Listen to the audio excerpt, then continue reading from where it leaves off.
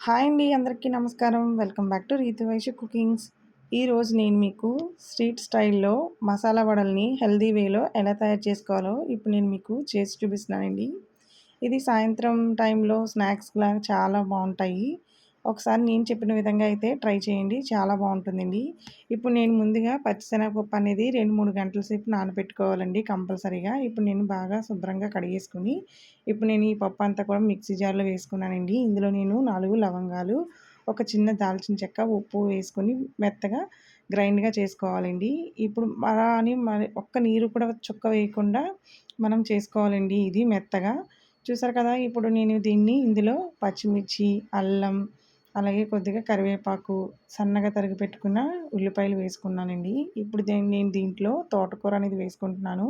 మీరు తోటకూరకు బదులుగా మీకు నచ్చిన ఆకుకూర ఏదైనా వేసుకోవచ్చు. అంటే పాలకూర గానీ, మునగాకు కానీ ఏదైనా వేసుకోవచ్చండి. ఇప్పుడు వీటిల్లో నేను కొద్దిగా పసుపు, అలాగే కొంచెం రుచికి సరిపడగా సాల్ట్ కూడా వేసుకున్నాను. ఆల్రెడీ నేను ముందుగా కొంచెం ఉప్పు అనేది వేసుకున్నానండి. ఇప్పుడు మనం ఈ కూరగాయలన్నీ వేసుకున్నాం కాబట్టి మరొకసారి సాల్ట్ అనేది చెక్ చేసుకొని వేసుకుంటే సరిపోతుందండి. ఇది మనకి చాలా టేస్టీగా ఉంటాయండి ఈ గారెలనేది. ఇప్పుడు నేను డీప్ ఫ్రై కోసం ముందుగానే ఆయిల్ అనేది వేడి చేసి ఉంచుకున్నానండి. ఇప్పుడు నేను వీడియోలో చూపిస్తున్నట్టుగా చిన్న చిన్న ఉండల్లా చేసుకొని, ఇలా మనం వడల్లాగా ఒత్తుకొని, మనం ఈ నూనెలో అనేది వేసుకోవాలండి. ఈ వేసిన వెంటనే గారెలనేది తిప్పేసుకోకుండా, మనం ఒక 2, 3 నిమిషాలు అలాగే వదిలేస్తే మనకి ఎక్కడ విడిపోకుండా వస్తుందండి. గోల్డెన్ కలర్ వచ్చేంత వరకు, లైట్ గోల్డెన్ కలర్ వచ్చేంత వరకు గారెలనేది మనం ఫ్రై చేసుకోవాలండి.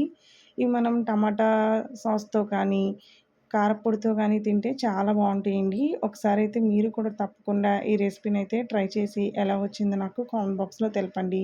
ఇంకా ఇలాంటి రెసిపీస్ కోసం నా ఛానల్‌నైతే ప్లీజ్ సబ్స్క్రైబ్ చేసుకోండి.